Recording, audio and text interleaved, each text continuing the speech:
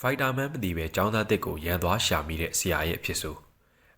ဇလန်းစားတော့ចောင်းဆရာပွားကြီးကចောင်းပြောင်းလာတဲ့ကောင်လေးကိုစပိုင်မှန်းတော်မသိပဲသွားစားမိပါတယ်ကောင်လေးကအစိပ်ပြင်းတဲ့မွေရောက်လေးဖြစ်နေတယ်လို့တကယ်ကိုမြောက်ကိုရီးယားထိတ်တန်းလုံခြံရေးသမားတယောက်လေးဖြစ်နေပါတယ်အထက်ကအမိန်တိုင်းတောင်ကိုရီးယားကိုလာပြီးတော့လုံခြံဖို့ပါမြောင်ဟုံးလို့ခေါ်တဲ့အသက်19နှစ်အရွယ်ကောင်လေးကတောင်ကိုရီးယားမွေးစားမိပါရီစီရောက်တော့ဒီဟိုလို့နာမည်ပြောင်းလိုက်ပါတယ်ចောင်းသားတယောက်လိုဟန်ဆောင်ထားတော့ចောင်းတက်ဖို့ဖြစ်လာပါတယ်ဒီဟိုပထမဆုံးចောင်းစားတက်တော့ဆရာကအားလုံးကိုမိတ်ဆက်ပေးပါတယ်ចောင်းစားတက်ခြင်းပထမဆုံးဘေးကတ်ထိုင်ခွင့်ရတာကဟဲ့အင်းလို့ခေါ်တဲ့ကောင်မလေးဖြစ်နေပြီးဒီကောင်မလေးကအနေအေးတော့အမြဲလိုအနိုင်ကျင့်ခံနေရပါတယ်ဖြစ်ချင်တော့ဒီကောင်မလေးကမြောက်ကိုရီးယားမှာကြံခဲ့တဲ့သူ့ညီမလေးနဲ့နိုင်ပြီးတူးနေပါတယ်အတိုင်းချင်းပြီးတော့သူတို့နားကိုအနိုင်ကျင့်နေကြចောင်းလူမိုက်တွေရောက်လာပါတယ်ဒါနဲ့ပဲမြောင်ဟုံးကလက်ကိုတွန်းထုတ်လိုက်လို့မြောင်ဟုံးကိုလူမိုက်တွေကចောင်းခေါင်မိုးပေါ်ကိုခေါ်သွားပါတယ်လူမိုက်ခေါင်းဆောင်လေးကမြောင်ဟုံးမြက်ခွက်ကိုထိုးချပြီးတော့ဆုံးမပါတယ်မြောင်ဟုံးကဘာမှလက်တော့မပြန်ပဲသူ့ကိုမလုပ်ဖို့ပြောနေပေမဲ့လူမိုက်လေးတွေကတော့ဒီကောင်အားကစားလိုက်စားတဲ့ပုံပဲပါညာနဲ့ရီးကြပါတယ်ဒီလိုနဲ့ပဲမြောင်ဟုံးမှာပါရာတွေကိုထုတ်ရှာကြပြီးတော့ပတ်စံအိတ်ထဲကမိသားစုဓာတ်ပုံကိုတွေ့သွားပါတယ်သူညီမလေးပုံမှာကြည့်ပြီးတော့လူမိုက်တွေကစော်ကားကြတော့ပတ်စံကိုယူသွားပြီးတော့ဓာတ်ပုံကိုပြန်ပေးဖို့ကောင်းကောင်းမွန်မွန်ပဲတောင်းပါတယ်အဲဒီမှာလူမိုက်တွေကနားမထောင်တာနဲ့ဓာတ်ပုံကိုဆွဲလူလိုက်ပြီးတော့ပြန်ထိုးတော့ဖို့လက်သီးဆုပ်လိုက်ပါတယ်ဒီချိန်တန်းမှန်စရာရောက်လာပြီးအားလုံးကိုတန်းလေးကိုသွားဖို့ခေါ်လို့လိုက်သွားကြပါတယ်မြောင်သူတော်သားတွေကိုဖြေဖို့အားကစားယုံတွေကိုပတ်ပြေးနေလိုက်ပါတယ်ဘသူကမှပြန်ချလို့မရဘူးဆိုတာသူ့ဘာသာသူသိနေတော့သူ့စိတ်ကိုပဲဖြေလိုက်ပါတယ်သူသာလှုပ်လိုက်မိရင်သူ့ရဲ့ចောင်းသားအယောင်ဆောင်နေတာပေါ်သွားတဲ့အပြင်မရှင်မအောင်မြင်တော့မှလည်းစိုးရင်ရပါတယ်ဒီလိုနဲ့ပဲចောင်းတက်တိုင်းမှာသူ့ဒေါသကိုလျှော့ထားလိုက်ရပါတယ်တနေ့ဆရာတယောက်ဝင်လာပြီးအတန်းထဲကလူတိုင်းကိုကြိမ်လုံးနဲ့ရိုက်ပြီးတော့စူနေပါတယ်အတိုင်းချိန်ပြီးလို့ပြန်ထွက်တော့မယ့်အချိန်ဆရာကဒီနေ့မင်းတို့တန်ရှင်းလုပ်ရမယ်လို့ပြောသွားပါတယ်ဒီလိုနဲ့ပဲတန်းပြီးတော့လူမိုက်တွေကမြောင်ဟုံးတဲ့ကောင်မလေးကိုမင်းတို့ငတုံးတွေဒီနေ့အတန်းတန်ရှင်းလုပ်လိုက်ကြဆိုပြီးတော့ချုံနှုံးလှုပ်သွားခဲ့ပါတယ်ဒီလိုနဲ့မြောင်ဟုံးတို့နှစ်ယောက်သားဗရင်းပေါက်မှန်တွေတိုက်တန်ရှင်းလုပ်ဖြစ်ကြပါတယ်နောက်နေ့ကျောင်းခန်းထဲကိုရောက်တော့ဟဲအင်းကိုကျောင်းသားတွေကဆက်ကိုလုံးနေနဲ့ပြစ်ပေါက်ပြီးတော့ဟာသားလုံးနေကြပါတယ်မြောင်တယောက်ဝင်ခဲ့ပေးခြင်းပဲမဲ့လည်းသူနဲ့မဆိုင်သေးဘူးလို့ယူဆပြီးတော့ခက်မစိတ်ပဲနေလိုက်ပါတယ်ဒါမဲ့ဟဲအင်းနားမှာရှိတဲ့အမိုက်တွေကိုတော့ကူသိမ်းပေးပေမဲ့ဟဲအင်းကခက်အေးဆိုတော့စကားပြန်မပြောပါဘူးတနေ့အနိုင်ကျင့်ခံနေရတဲ့အပြင်လူရှုပ်တွေကသူတို့နှစ်ယောက်ကိုမင်းတို့တွေတွဲလိုက်ကြပါလားလို့တောင်ပြောကြပါတယ်အဲဒီညနေကျောင်းဆင်းတော့ဟဲအင်းကိုဒီငရှုပ်တွေကအခန်းတော်တစ်ခုထဲကိုခေါ်သွားကြပါတယ်ကောင်မလေးစီကပတ်စံအိတ်ကိုလူပြီးတော့ဟဲအင်းဘဲလေးကတင်တန်းတက်ဖို့စုထားတဲ့ငွေလေးတွေကိုလည်းအပိုင်သိမ်းသွားကြပါတယ်ဟင်းကတော့သူမမစားရဲ့မတော့ရဲ့စုထားတဲ့မုံဘိုးလေးတွေဆိုတော့အတင်းပြန်လူတဲ့အခါငရှုပ်လေးတွေကကောင်မလေးအဝတ်စားတွေကိုဝိုင်းဆွဲချွတ်ကြရင်းနဲ့စော်ကားလာကြပါတယ်ဒီချိန်မြောင်ဟုံးပြန်ဖို့လုံးနေတာနဲ့တိုးတော့ဒီတစ်ခါတော့ငရှုပ်လေးတွေတရားလုံးသွားပြီလို့ယူဆလိုက်ပါတယ်ပြီးတော့လည်းသူ့ရဲ့ဆုံးဖြတ်ချက်ကိုချလိုက်ပါတယ်သင်ခန်းစာပေးဖို့ဆုံးဖြတ်ပြီးသွားပြီမို့လို့သူတက်ထားတဲ့ကိုယ်ခံပညာတွေကိုထုတ်သုံးပြီးဂတိတွေကိုမြက်ခွက်တွေရောနံရိုးတွေရောလယ်ပင်တွေကိုထိုးပြီးတော့ဆုံးမပေးလိုက်ပါတယ်ဒီလိုနဲ့နောက်နေ့မှာတော့ဟင်းတယောက်ရှက်ပြီးတော့ကြောင်းမလာပါဘူးအစမ်းစာမေးပွဲနေ့ဆိုတော့ဆရာကစာမေးပွဲစစ်နေပေမဲ့မထင်သလိုကလေးတွေကိုရိုက်ပြီးတော့ဆုံးမဩဝါဒတွေခြွေတတ်ပါတယ်အတန်းစင်းကနေမြောင်းနာကိုရောက်တော့ဆရာကသူ့ကောင်းကိုကြိမ်လုံးနဲ့ရိုက်လိုက်တာမှာမြောက်ကိုရီးယားစပိုင်အဖြစ်လေးကျင်ထားတဲ့မြောင်းတယောက်ရုတ်တရက်ဆရာလက်ကိုချိုးပြီးတော့ဖမ်းလိုက်တယ်လို့ဖြစ်သွားခဲ့ပါတယ်ဒီလိုနဲ့လုံပြီးကမှသူလွန်သွားမှန်းသိပြီးတော့ဆရာကိုတောင်းပန်လိုက်ရတယ်လို့ဆရာကလည်းတော်လာကြီးလားဘာလားနဲ့ချီးကျူးပြီးတော့ရှေ့ရန်သွားခဲ့ရပါတယ်ဒီလိုနဲ့ဒီမင်းစားချိန်ကိုရောက်တော့လူမိုက်လေးတွေကမနေ့ကမြောင်ဟုံးဆုံးမမှုကြောင့်ပတ်တီးအဖွေးသားနဲ့ဖြစ်နေပါတယ်။ဆံမြုပ်တော့ရတဲ့အထိကိုဖြစ်ကုန်ကြလို့မြောင်ဟုံးကိုဆုံးမကြမယ်လို့တိုင်ပင်ကြပါတယ်။ဒါမဲ့ဒေယိုကိုမြင်တဲ့အချိန်လုံးမယ်ကိုင်မယ်တကယ်ဖြစ်နေကြတဲ့ပါဇက်တွေကပိတ်သွားကြသလိုဒေယိုကသူတို့ကြားထဲမပြောမဆိုဝင်ထိုင်လိုက်ပါတယ်။ရောက်ချင်းမဲ့ဟင်းနေတဲ့နေရာကိုမေးလိုက်လို့ဂတိကအမြန်ပြန်ပြေးပေးလိုက်ရပါတယ်။အဖေရတာနဲ့ချက်ချင်းပဲအတန်းမိုင်စီကိုသွားပြီးသူခေါင်းကိုက်နေလို့အိမ်မြန်ခွင့်တောင်းလိုက်ပါတယ်အစောပိုင်းကခြေနေကြောင့်အတန်းပိုင်ဆရာလဲရှစ်နဲ့သွားပါဆိုပြီးတော့ခွင့်ပေးလိုက်ပါတယ်။အဲဒီနေ့မှာပဲဒေယိုမြောက်ကိုရီးယားအရာရှိကြီးစီကနေပထမဆုံးမစ်ရှင်အတွက်ညွှန်ကြားချက်ရပါတယ်။ညွှန်ကြားချက်ထဲမှာတော့ unit 8ကိုတက်ပစ်ခဲ့တဲ့လုံခြုံရေးသမားကိုရှာရမယ်လို့ပါလာပါတယ်။ဒီ unit 8ဆိုတာဒေယိုတာဝန်ထမ်းဆောင်နေရတဲ့အဖွဲ့လဲဖြစ်နေပါတယ်။ဒီလိုနဲ့ပဲညွှန်ကြားချက်တိုင်းလိုက်သွားတော့သူရှာနေရတဲ့လူကလက်ဝဲယုံဖွင့်ထားတဲ့တင်နန်းဆရာဖြစ်နေတာနဲ့ဒေယိုလဲအစွမ်းကိုပါဝါပြပြီးတော့ဘဲကြီးကိုဖမ်းထားလိုက်ပါတယ်။နောက်တော့လုံးကြံရတဲ့အကြောင်းရင်းကိုစစ်တဲ့အခါမှာဘဲကသူဒီအကြောင်းကိုလုံးဝမသိတယ်လို့သူလည်းမပါဘူးလို့ဖြေပါတယ်။ဒေယိုကသူ့လိုចောင်းသားပုံစံနဲ့မို့လို့ဘဲကြီးကပတ်ဖို့လှုပ်တာသိတော့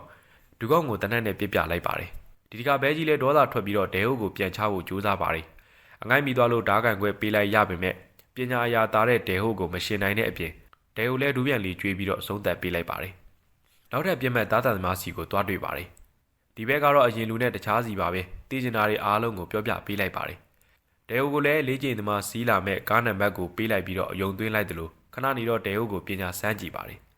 တာသမားဆိုတော့လက်မြန်ခြေမြန်နဲ့ထိုးနိုင်မယ်ထင်လို့စမ်းပေမဲ့တဲအိုကပုံမြန်လို့ဒီဘက်ခံလိုက်ရပါတယ်ဒီလိုနဲ့ပဲကားနံပါတ်တိုင်းလိုက်ရှာရင်းနဲ့တဲအိုလုံးကြံရေးသမားကားကိုတွေ့သွားပြီးတော့ဆိုင်ငယ်နဲ့လိုက်ဖမ်းပါတယ်ဖြစ်ချင်တော့လုံးကြံရေးသမားကတဲအိုကိုမြင်တာနဲ့တနက်နဲ့ထုတ်ပစ်ပြီးတော့ထွက်ပြေးပါတယ်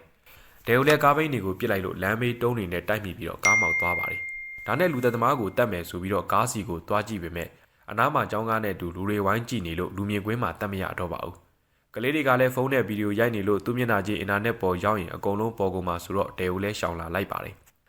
ဒီလိုနဲ့ညဘက်ရောက်တော့သူအိမ်ပြန်လာခဲ့ပါတယ်ဖြစ်ချင်တော့သူ့အိမ်မှာလုံးကြံရေးသမားကအကြိုရောက်နေတော့နှကောင်သားအပီပြင်းကြပါတယ်အမှန်ကန်လေးကျစ်ထားတဲ့စစ်သားတွေဆိုတော့တိမ်လုံးလဲပွားစာကျဲနေပါတယ်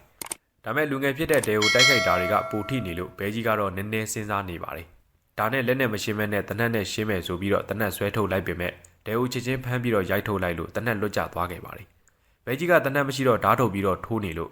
တွေးတဲ့ပလင်းနဲ့ကောက်ချပြီးတော့သူ့ဓာတ်နဲ့သူပြန်ထိုးပြီးတော့ဇီဝေချွေလိုက်ပါတယ်တဲကိုကတော့ဒီကိစ္စကြောင့်ရဲတွေအနှံ့ရသွားနိုင်မယ်စဉ်းစားပြီးတော့တဲလွန်စာစာရှင်းရအောင် gas pipe ကိုဖျက်လိုက်ပြီးတော့တိမ်လုံးမီးလောင်အောင်ထားခဲ့ပါတယ်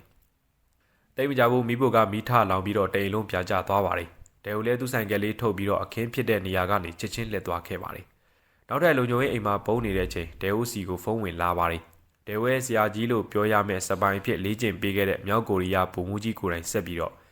ဒီတစ်ခါတော့ပြိုင်ပွဲလျှို့ဝှက်ဖွဲ့35ရဲ့တပ်သားတွေကိုလှုပ်ကြံရမယ်လို့အမိန့်ပေးလာပါတယ်အဖွဲ့35တပ်ကအသက်တက်ဖို့ကြံနေတဲ့အာနာရှင်ကင်ဂျွန်ရဲ့ခပိုက်ဆောင်တပ်ဖြစ်ပြီး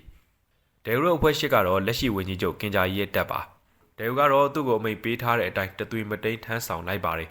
35အဖွဲ့ခိုနေတဲ့တိုက်ခန်းစီကိုအလစ်ဝင်ပြီးမြင်သမျှအကုန်လုံးကိုပြင်တူနဲ့ရှော့ပေးလိုက်ပါတယ်ဒီကြားတဲ့ဗိုလ်မှူးခိုင်းထားတဲ့အတိုင်းစိန်သက်တာကိုလည်းမလာခဲ့ပါတယ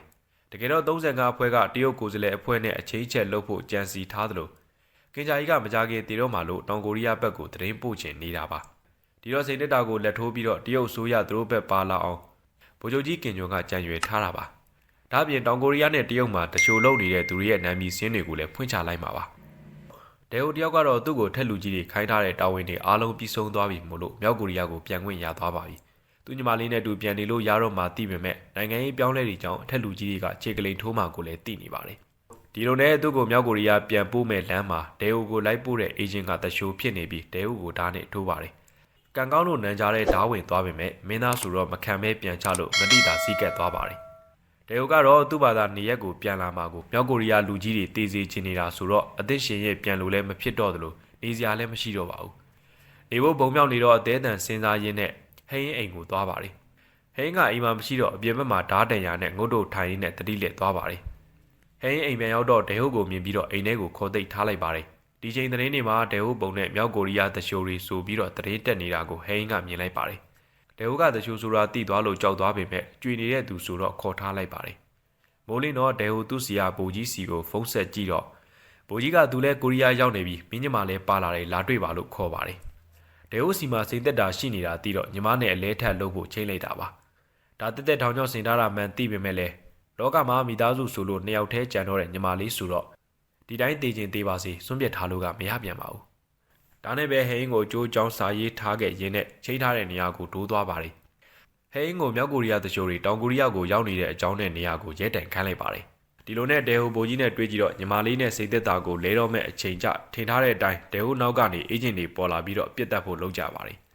ဖြစ်ချင်တော့ရဲတွေပေါ်လာပြီးတော့မြောက်ကိုရီးယားအေဂျင့်တွေကိုပြစ်တက်လိုက်ပါတယ်ဒီလိုနဲ့ပဲပြစ်ကြခတ်ကြရင်းနဲ့အားလုံးရှုပ်ထွေးကုန်ပါတယ်တောင်းနဲ့မြောက်ပြန်လဲပြစ်ခတ်ပွဲကြီးတီးနေတဲ့ချိန်ဒဲဟိုနဲ့ဘိုကြီးတို့နှပန်းလုံးနေကြပါတယ်ဒီချိန်ညီမလေးကိုဖမ်းလာတဲ့ကားကထွက်ပြေးသွားပေမဲ့တောင်ကိုရီးယားရဲတွေဝိုင်းဖမ်းလို့မိသွားကြပါတယ်သူညီမလေးအန်ရီကင်းသွားတာတီးလိုက်ရတော့ဒဲဟိုလည်းလွတ်ရာကိုထွက်ပြေးသွားပါတယ်